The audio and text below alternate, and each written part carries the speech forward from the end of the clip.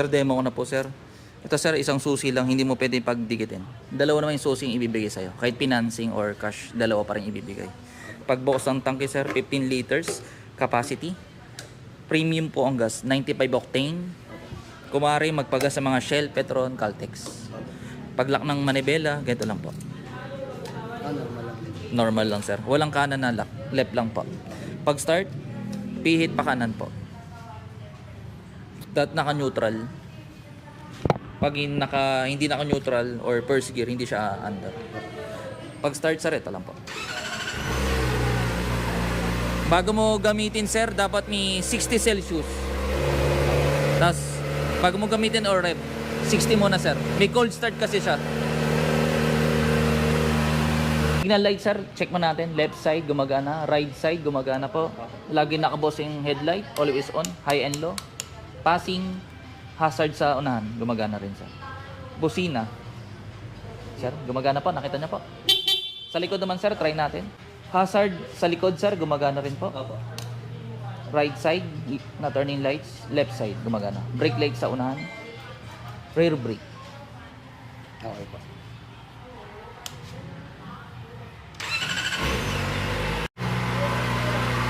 $60, sir, yan, 47.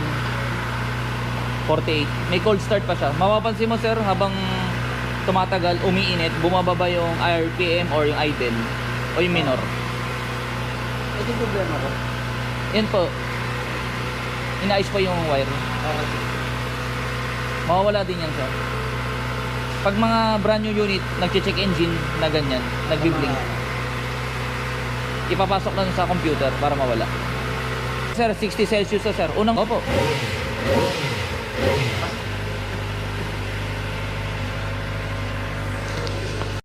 Sir, may break-in period to, sir. Hanggang 350 odo, 4,000 RPM lang muna. Ship ka na, sir. Pag nag 351 odo, pwede na sa 6,000 RPM. Hanggang 600 odo. Pag nag 601 odo, pwede na sa 8,000 RPM. Hanggang 1,000 odo. Pag naka 1,000 odo yun, tapos na yung break-in period, pwede na sumagad ng RPM. Hanggang 350, hanggang 4 lang. Yes, sir, 4,000. 351 hanggang 600 odo, 6,000. 601, 8,000 naman. Okay. Pag naka 1,000, yun, tapos na yung break-in period. Hintayin lang natin magbukas yung radiator fan, mga 104 Celsius. Kasama sa pag-PDI yun. Kasi pag hindi nag-open yung radiator fan, pwede mag-overheat. Coolant, sir, dito pa naglalagay. Any brand, basta same color, green po.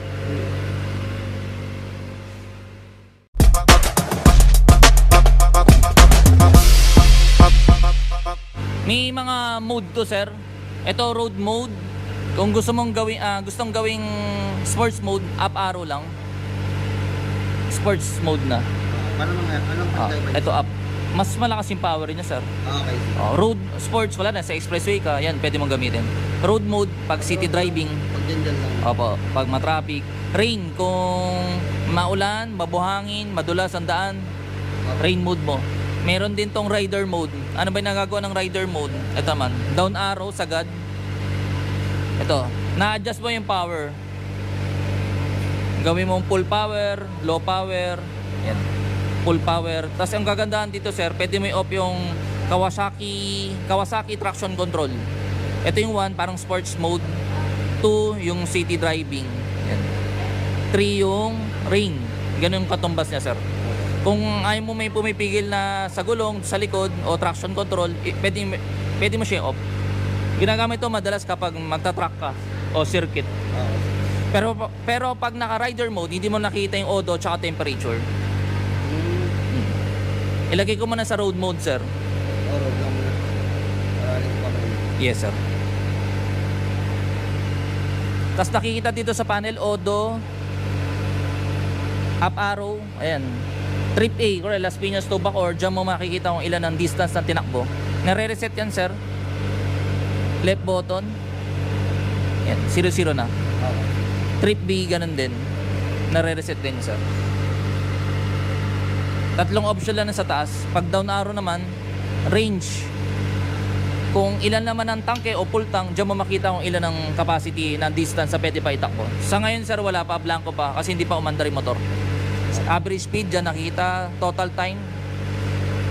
Battery voltmeter, diyan pa nakita. Voltmeter, diyan nakikita sir. Pag 11.4 yun, diskarga yung baterya. Pag umaandar, 14, 13, mga ganon. Pag hindi umaandar, 12 lang. Pag i-start pa lang. Okay. Pag low bat, 11.4. O drain. Kilometers per liter, dyan nakikita sir. Ilan naman yan sir. Tapos may Kawasaki quick shifter to. Nung oras pala sir? Ito sir, nag-bossing pan. Dito ang hangin sir. Dito ang buga. Mainit sir Mainit ko nga. Yan yung medyo mainit kapag traffic. Traffic no? Opo. Hintayin lang natin mag-off bago natin off. May sa oras pala sir? Ayusin natin sir. Ito pala, para saan pala to? Plate number. Sa ibang bansa kasi sir, may plate number sa unahan. Pero pwede ko siya tanggalin, di ba? Opo, tatanggalin to. Tanggalin natin mamaya. Oo, tanggalin na lang. Yan sir, nag-off na yung radiator pan. Kung i-off mo yung engine o yung motor, dito lang sir. Huwag po dito. Oh, okay. O, lagi po dito. Kasi kaya may ginawa to para gamitin.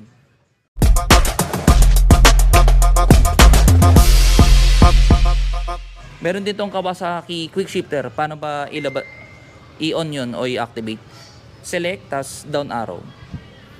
Pa-hold nga sir yung left button. O yung down arrow. Yan, hold mo lang sir. Yan. Kawasaki quick shifter o KQS. Ano ba yung nagagawa yan sir? Hindi. Siyempre, kapag first gear, kailangan mo mag-clutch. Oh. Clutch, tas first gear, tapang. Pag second gear, minimum RPM yun, 2,500. Pwede ka nang hindi mag-clutch. Shift ka lang, sir. Sungkit, Okay. 3, 4, 5, 6. Sungkit na lang. Yes po. Wala. Meron din siyang downshift. Up and Wala down. lang muna ako sa ano. Wala? Hindi, i-on ko na lang, sir. Pwede, wala rin, example, gusto mo ba rin mag-clutch, papasok pa rin. Papasok pa rin? Yes, sir. Okay. Wala nang problema. Pero kung hindi ka mag-clutch, okay rin naman. Yun. Oh, Yes, sir. Okay. Sample, nasa 6 gear ka o 6 gear, 4,000 RPM. Pag nag-downshift ka, hindi mo na kailangan mag-clutch. Okay. Downshift ka lang. Oh, sir. Minimum, sir, 2,500. Ang dapat yung RPM na? Yes, sir. Based on manual, sir. Pero marirecommend ko, sir, 4,000.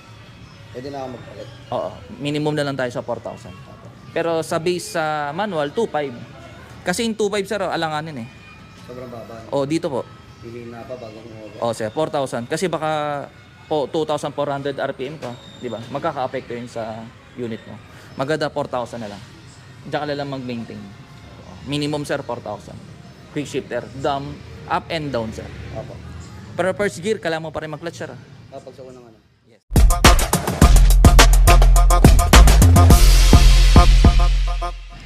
Unang change oil, sir, 1,000 odo or 1 month. Free yung service o yung labor, pero yung oil, tsaka oil filter, binibili po.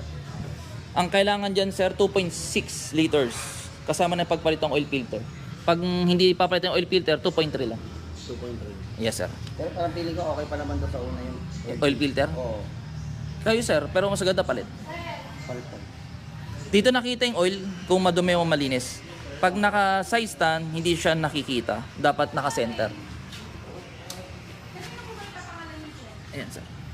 Wait lang po. Halika, sir. Sige, sir, hawak ko. Yan. Kita mo, sir? Opo. Yan. Diyan mo makita kung madumi o malinis pa. Opo. Pwede ka magpalagay ng slider, sir. Opo.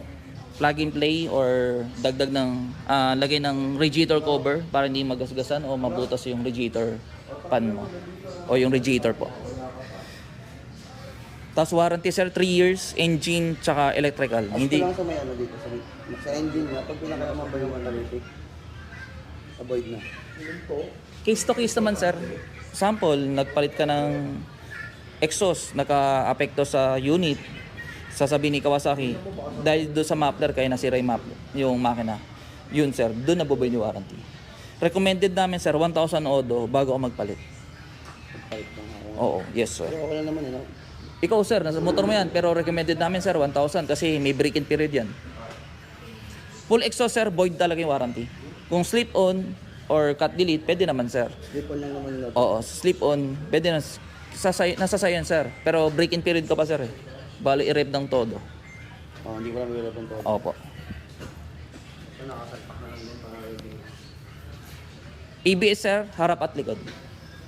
Anti-brake system. Yes po. Yung traction control, likod lang sir.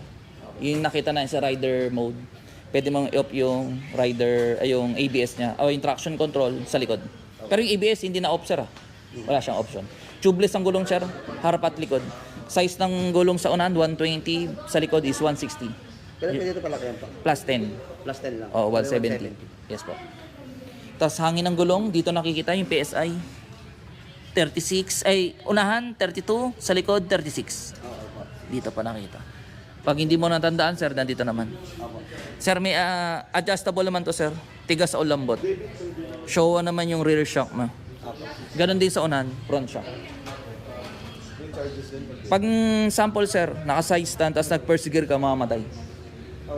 For safety. Parang NMAX din. Okay, sir. Oo, ma'am. Yes, sir. Meron na siyang ano. Kill switch sir.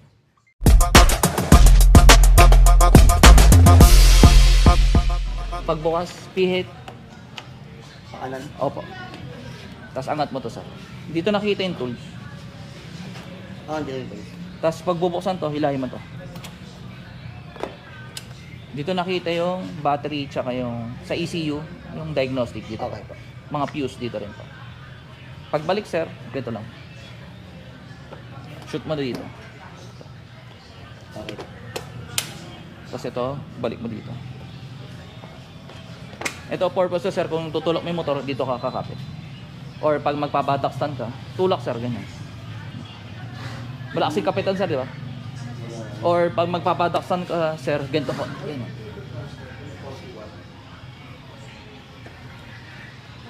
Salamat. Ganyan na ganyan. Sa warranty sir, hindi kasama yung mga gulong, disc brake, shock, consumable parts sir. Mga napuputol, napupudpod, hindi kasama sa warranty sir. Yes sir. Yes sir, hindi rin. Mga fluids, hindi rin kasama sir. Tapos sir, acts of God, yung mga ngat-katandaga, kidlat, baha, hindi kasama sa warranty. Pero yung unit mo may insurance for 1 year, comprehensive. Kailangan mo ng, kung may i-claim ka sir, kailangan ng mga dokumento. Pag self-accident, wala rin, natumba mo sa parking o binaga ka ng kapitbahay, pwedeng affidavit ng attorney o notaryo. Or police report pag sa major public roads ka, sir. Tilt-ID, sir, pwede naman, sir, basta plug and play. Walang putol sa wire para hindi maboy yung warranty. Pwede naman, sir. Basta plug and play, sir. Okay, store location natin, Motorcycle City Las Piñas, malapit sa SM South Mall. Pag galing po kayong SM South Mall, right side. Pag galing sa Pote, left side, bago mag SM South Mall. Visit lang kayo dito guys. Hanapin mo lang po si Kirby Motovlog. See you soon.